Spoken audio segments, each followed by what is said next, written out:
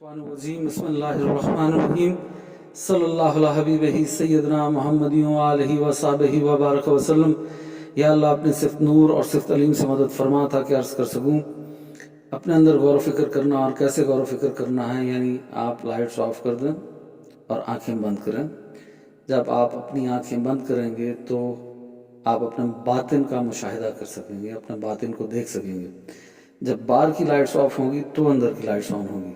اس لیے جب بھی آپ کسی صاحب نظر کو دیکھیں گے تو وہ ایک تو تنہائی پسند ہوں گے، کم باتیں کرتے ہوں گے، فضول باتوں سے بچتے ہوں گے اور اپنی آنکھوں کو بند رکھتے ہوں گے۔ باطن کا مشاہدہ کرتے ہیں نا آنکھوں کو بند کر کے۔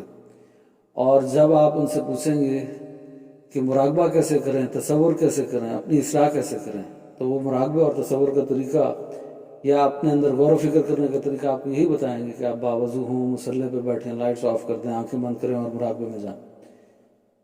تو سب سے پہلے باہر کی چیزوں سے آپ کو ڈسکنیکٹ ہونا ہے۔ باہر کی چیزوں سے آپ ڈسکنیکٹ ہو جائیں۔ میڈیا، سوشل میڈیا، یہ جتنے بھی ڈیوائسز ہیں ان سے آپ ڈسکنیکٹ ہوں۔ WhatsApp, Viber, Messenger, Facebook, کیونکہ ہر دور میں شیطان کا ایک ہتھیار ہوتا ہے، اور اس دور میں شیطان کا جو سب سے بڑا ہتھیار ہے ورگلانے کا وہ یہ موبائل ہے، وہ میڈیا ہے، وہ سوشل میڈیا ہے۔ مثال کے طور پہ آپ اٹھے صبح، آپ کا اچھا موڈ تھا تو آپ نے دیکھا ٹی وی پہ کوئی خبر آئی، موڈ آف ہو گیا، سٹریس ہو گیا، ڈپریشن ہو گیا۔ ایسے کوئی فیس بک پہ خبر پڑھ لی تو غصہ آ گیا۔ تو ہر چیز کا، جیسے آیت ہے نا من شر ما خلق، کہ یا اللہ مجھے اپنے تمام مخلوقات کی شر سے بچا۔ تو ہر مخلوق میں خیر بھی اور شر بھی ہے۔ ہر مخلوق میں نیگیٹو انرجی بھی موجود ہے اور پازیٹیو انرجی بھی موجود ہے۔ تو جتنے آپ کے رابطے لوگوں کے ساتھ ہوں گے تو اگر ان سے پازیٹیو انرجی تھوڑی سی آ سکتی ہے تو نیگیٹو انرجی بھی آ سکتی ہے۔ تو پہلے ہی ہمارے اندر نیگیٹو انرجی ہے، رابطے زیادہ ہونے سے نیگیٹو انرجی اور بڑھ جائے گی۔ ڈیوائسز سے کنیکشن جب بحال رہے گا اور میڈیا، سوشل میڈیا سے، تو نیگیٹو انرجی کے بڑھنے کے چانسز بڑھ جائیں گے۔ اس لیے سب سے پہلے اگر اپنی اصلاح کرنی ہے تو ان ساری چیزوں سے ڈسکنیکٹ ہونا ہوگا، اپنی آنکھوں کو بند کرنا ہوگا اور پھر اپنے اندر غور و فکر کرنا ہوگا۔ اور غور و فکر کریں کبھی اپنے دل پہ، کبھی اپنے نفس پہ، کبھی اپنی سوچوں پہ، کہ سوچیں ترتیب میں ہیں یا نہیں ہیں، سوچیں پاک ہیں یا نہیں ہیں، بری سوچیں تو نہیں ہیں، ان کی اصلاح شروع کریں۔ اپنے نفس کی اصلاح شروع کریں، دل میں دیکھیں حسد، بغض، تکبر، کینہ تو نہیں ہے، اس کی اصلاح شروع کریں۔ اور کیسے اصلاح کریں؟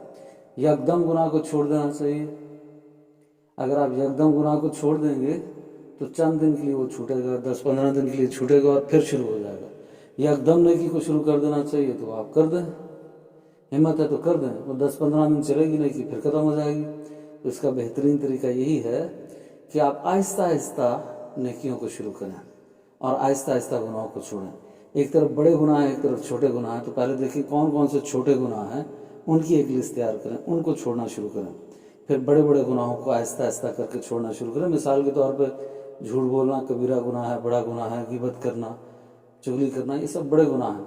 تو ایک بندہ 10 جھوٹ بولتا ہے روز، تو وہ دیکھے کہ میں کتنے کم کر سکتا ہوں۔ ایک دن اگر وہ 10 بولتا ہے تو مزید کم کرے، 8 کرے، 5 کرے، آہستہ آہستہ کر کے چھوڑے۔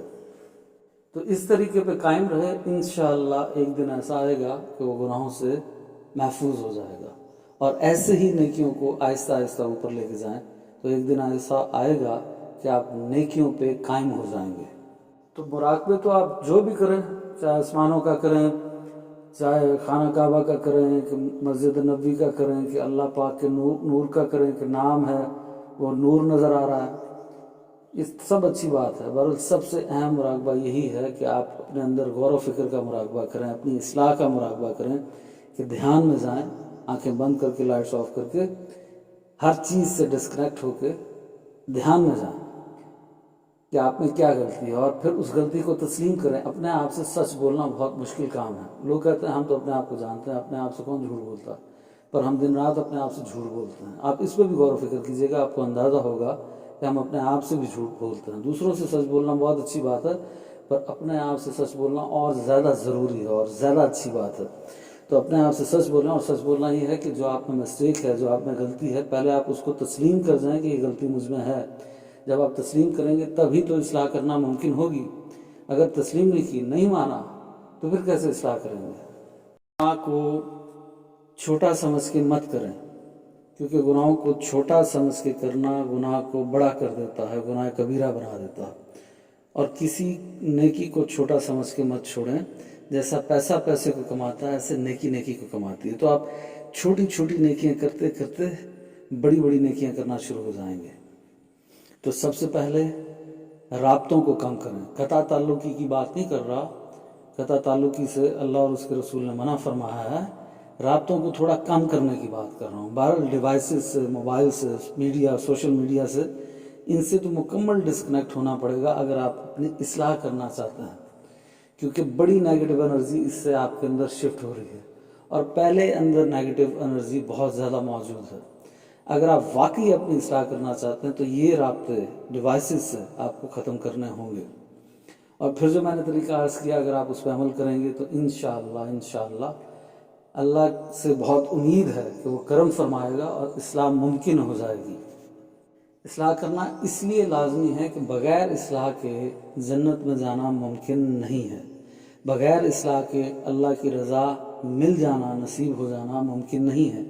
اللہ نے ہمیں یہ جسم پاک حالت میں دیا تھا، جب ہمیں جسم دیا تھا، جب ہم پیدا ہوئے تھے تو پاک حالت میں یہ جسم دیا تھا، نفس بھی پاک حالت میں دیا تھا، روح بھی پاک حالت میں دی تھی، یہ دل، دماغ، یہ سوچیں سب پاک حالت میں دی تھی، اور اسی طریقے سے پاک حالت میں واپس لینی ہے اس نے۔ تو یہ امانت ہے۔ اس کو مثال سے سمجھیں کہ اگر میں نے آپ کو ایک گاڑی دی، آپ مجھ سے لے کے گئے کہ میں کچھ کام ہے پھر آپ کو واپس کر دوں گا، تو آپ جس حالت میں گاڑی مجھ سے لے کے گئے ہیں آپ کو اسی حالت میں مجھے واپس کرنی ہے، کیونکہ آپ امانت کے طور پہ لے کے گئے ہیں اور عارضی طور پہ آپ اس کو استعمال کرنا چاہتے ہیں، تو وہ آپ نے مجھے واپس کرنی ہے۔ تو جس حالت میں لے کے گئے تھے اسی حالت میں واپس کرنی ہے۔ یہ تو نہیں آپ گندی کر کے واپس کر دیں اور اس کی ساری چیزیں خراب کر کے مجھے واپس کر دیں، تو میں تو واپس نہیں لوں گا، میں تو اس کے بدلے میں آپ سے پیسے مانگوں گا۔ تو جب ہم یہ چیزیں جو ہمیں امانت کے طور پہ دی گئی تھیں، ہم ان کو گندا کر کے واپس دیتے ہیں، تو پھر اللہ کہتا ہے کہ وہاں تزکیہ نہیں کر کے آئے، وہاں تزکیہ نفس نہیں کر کے آئے، وہاں پہ ان چیزوں کی اصلاح نہیں کر کے آئے، تو اب ان کی اصلاح یہاں پہ ہوگی، قبر کے عذاب سے اصلاح ہوگی یا پھر دوزخ کی آگ سے اصلاح ہوگی۔ تو بہتر ہے کہ یہاں اصلاح کر کے جائیں، یہاں ان کو صاف کر کے جائیں۔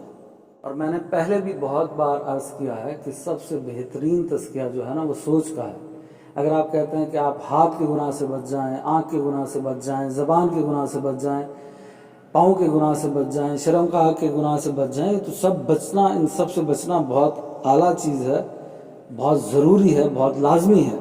پر سوچیں جس کی سوچ ہی پاک ہو جائے تو وہ ہاتھ کا گناہ کیسے کرے گا، وہ پاؤں کا گناہ کیسے کرے گا، وہ زبان کا گناہ کیسے کرے گا، وہ شرمگاہ کا گناہ کیسے کرے گا؟ تو سب سے اہم جو تزکیہ ہے نا وہ سوچ کا تزکیہ ہے۔ تو سوچ کا تزکیہ کریں، یعنی سوچوں کو پاک کریں۔ سوچوں کی اصلاح ہو جائے تو پورے جسم کی اصلاح ہو جاتی ہے۔ اور نبی پاک صلی اللہ علیہ وسلم نے فرمایا، حدیث کا مفہوم ہے کہ مومن کا ہر آنے والا دن پچھلے دن سے بہتر ہوتا ہے۔ تو میں جب اٹھتا ہوں تو میں دیکھتا ہوں کہ پچھلے دن سے بہتر ہوں یا نہیں ہوں۔ اگر پچھلے دن سے بہتر ہوں تو مومن ہوں۔ تو اپنے آپ کو دیکھیں، آپ پچھلے دن سے بہتر ہیں تو بہتر ہونے کے لیے کچھ نہ کچھ سیکھیں، چاہے وہ دین کا علم ہو، دنیا کا علم ہو، اور پھر اس پہ عمل کریں تاکہ آپ پچھلے دن سے بہتر ہو جائیں۔ روز اپنے آپ کو امپروو کریں۔ یہ سارے کام کرنے کے لیے آپ کو دوسروں سے ڈسکنیکٹ ہونا ہوگا اور اپنے آپ سے کنیکٹ ہونا ہوگا، کیونکہ سب سے بہترین کتاب جو ہے وہ آپ خود ہیں۔ یعنی تمام آسمانی کتابوں اور صحیفوں کے بعد سب سے بہترین کتاب آپ خود ہیں۔ قرآن، سنت اور حدیث کے بعد سب سے بہترین کتاب آپ خود ہیں۔ کہ حدیث میں ہے کہ جس نے اپنے نفس کو پہچان لیا اس نے اپنے رب کو پہچان لیا۔ اس کا مطلب یہ ہے کہ جس نے اپنے نفس کی خباثت کو پہچان لیا اور روح کی طاقت کو پہچان لیا تو اس نے اپنے رب کو پہچان لیا۔ تو سب سے بہترین کتاب تو آپ خود ہیں۔ اللہ قرآن میں فرماتا ہے، عقل والے لوگ وہ ہیں جو غور و فکر کرتے ہیں۔ کس میں غور و فکر کرتے ہیں؟ تخلیق کائنات میں، سورج اور چاند کے آنے جانے میں، دن اور رات کے آنے جانے میں۔ تو آپ بھی تو تخلیق ہیں اللہ کی، آپ بھی تو مخلوق ہیں اللہ کی۔ تو اپنے اندر غور و فکر کریں کہ آپ کو کیسے بنایا گیا، آپ کا کام کس طریقے سے چل رہا ہے، آپ کا نظام اندر سے کیسے چل رہا ہے۔ تو یہ انر مینجمنٹ ہے، اس کو سیکھنا ہوگا۔